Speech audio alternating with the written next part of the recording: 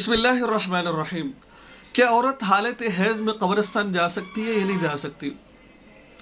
देखिए, सबसे पहले नंबर पर तो ये समझे कि औरत कब्रिस्तान जा सकती कि नहीं जा सकती। हैज़ की बात बाद में है। देखिए, अल्लाह के नबी की हदीस है, हज़रत अब्दुल्लाह बिन अब्बास रज़ी अल्लाह अन्हु फरमाते हैं कि रसूलुल्लाह सल्लल्लाहु अलैहि वसल्लम ने उन औरतों पर लानत फरमाई है कि जो औरतें कब्रिस्तान जाती हैं।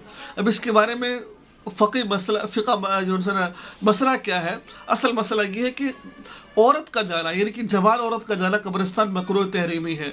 ठीक है, और क्यों मकरूह तहरीमी है? औरत का कब्रिस्तान जाना क्यों मकरूह तहरीम बना है?